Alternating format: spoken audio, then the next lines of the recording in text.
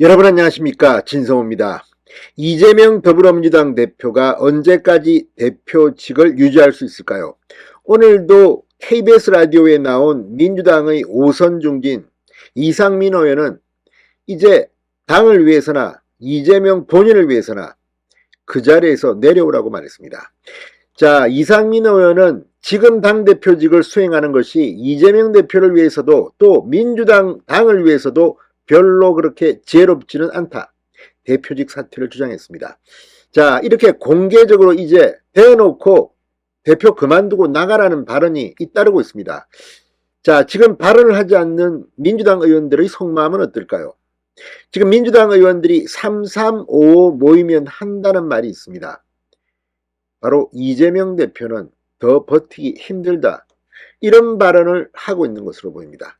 자, 중앙일보가 민주당의 의원들을 심층 취재했습니다. 그랬더니 김만배의 극단적 선택 시도 이후 이런 분위기가 크게 는 것 같습니다. 게다가 정진상 당대표 전 정무조정실장 이재명의 오른팔이 구속 기소되면서 공소장이 이제 공개되기 시작했습니다. 여기에 보면 이재명은 확실히 정진상과 함께 이 대장동 의혹의 핵심 인물로 검찰은 보고 있는 것 같습니다. 이쯤 되니 이제 민주당 의원들은 이재명 이후 플랜 B를 생각하기 시작한 것 같습니다. 무엇보다 지금 민주당 내에는 흉흉한 소문이 돌고 있다고 합니다. 중앙일보가 공개한 그 흉흉한 소문은 뭘까요? 어쩌면 이재명은 올해까지도 버티지 못할지 모르겠습니다. 진성호의 융단 폭격 시작합니다. 더불어민주당을 융단 폭격합니다. 방송에 앞서 아직 진성호 방송에 구독자가 아니신 분은 붉은색 구독 버튼 눌러주십시오. 더 좋은 방송으로 보답하겠습니다.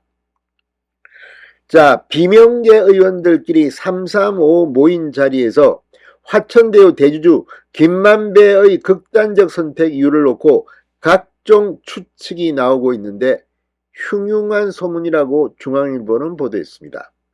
익명을 원한 비명계 재선 의원은 중앙일보와의 통화에서 김만배 씨가 사건 직후 곧바로 변호사에게 연락해서 병원을 간 게 특이점이다.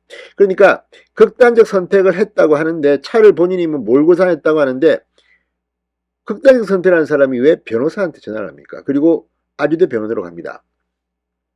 자, 그러면서 이 비명계 재선 의원은 중앙일보에 사실상 이재명 대표에게 더는 버티기 어렵다는 시그널을 준 것 아니냐는 의구심을 적지 않은 의원들이 얘기한다고 말했습니다. 김만배의 이 자해 소동이 이재명에게 시그널을 준 것이다. 더는 버티기 힘들다. 나도 이제 유동규나 남욱처럼 검찰 가서 다 풀어야겠다, 이런 시그널을 준 게 아니냐는 그런 분석입니다. 대장동 일당의 맏형격인 김만배는 조력자들이 체포된 직후, 그러니까 뭐 헬멧맨이니 뭐니 이 재산을 은닉하는 데 도움을 준 것으로 추정되는, 그래서 검찰이 이들 영장을 쳤고 이들은 실제로 구속됩니다. 그러니까 은닉 재산을 찾고 있다는 겁니다. 자, 이들 조력자들이 체포된 직후인 14일 자해를 시도하고 아주대 병원으로 옮겼습니다. 김만배 전화를 받은 변호인이 상처 입은 김만배를 본인 소유 벤츠 차량에서 발견해 119에 신고합니다. 극단적 선택을 시도했다가 실패했다는 게 김만배 씨 측 주장입니다. 김만배는 사건 수일 전부터 주변에 검찰에 뭔가를 진술해야 할 것 같고 그게 두렵다고 하소연했다고 합니다. 이 말은 뭐겠습니까? 그냥 두었다가는 또 이 자기와 친한 정치인들로부터 어떤 보복을 당할 수도 있다, 뭐 이런 공포가 있었을까요? 아무튼 김만배는 이런 식의 해프닝, 자해 소동을 통해서 나 이제 못 버티겠다, 말하겠다, 이런 시그널을 이재명에게 준 게 아니냐, 이렇게 중앙일보는 보도하고 있습니다. 근거 없이 보도한 것 같지는 않습니다. 그러자 당내에선 극단적 선택에 다른 목적이 있었던 것 아니냐, 같은 김씨의 진위를 둘러싸고 지금 설왕설래가 오가고 있습니다. 검찰이 오죽 못살게 했으면 극단적 선택을 시도했겠느냐, 이재명 대표를 옹호하는 사람들은 이렇게 말합니다. 그러나 일반적으로 아무리 그렇다고 해서 이런 행동을 하지는 않습니다. 그리고 누차 말씀드리지만 극단적 선택은 하면 안 됩니다. 지금 대한민국은 이 자살을 굉장히 옹호하는 듯한 그런 분위기가 있습니다. 이거 절대 안 됩니다. 그리고 지금 선진국법은 자살방지 캠페인, 자살방지에 엄청난 돈을 투여하고 있습니다. 우리나라는 이런 면에서는 좀 더 선진국을 배워야 합니다. 벤치마킹 해야 합니다. 수도권 중진의원은 만약 대장동 개발 비리 의혹에 이재명 대표가 연루된 게 사실이라면 이재명 대표로선 이번 사건이 마치 둑이 무너진 듯한 느낌이었을 것이다. 이렇게 주장했습니다. 김만배는 그동안 당 안팎에서 이재명 사법 리스크의 마지노선으로 거론되었습니다.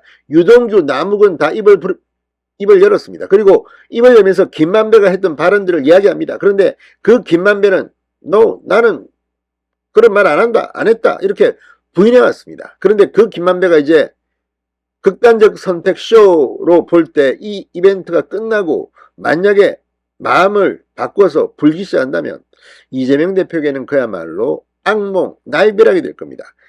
물론 이것도 어디까지나 우리가 합리적으로 의심을 하는 겁니다. 김만배가 꼭 이런 극단적 선택을 시도했다고 해서 이재명에게 불리한 증언을 할 것이라고 단정 짓기는 어렵습니다. 그러나 중앙일보는 민주당의 많은 의원들은 그렇게 이재명에게 김만배가 시그널을 줬다고 생각하는 것으로 보입니다. 김만배는 이재명 연루 여부를 밝힐 최후의 입으로 간주돼 왔다는 겁니다.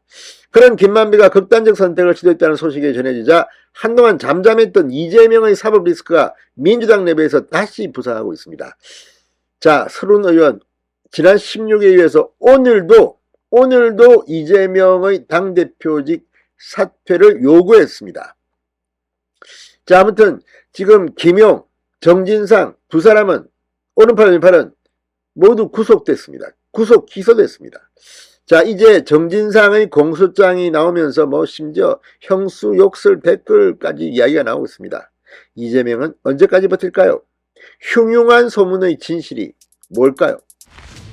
아무튼 점점 더 이재명에게는 고통스러운 시간이 다가오고 있는 것은 분명해 보입니다. 진성호의 융단 폭격이었습니다. 여러분 감사합니다.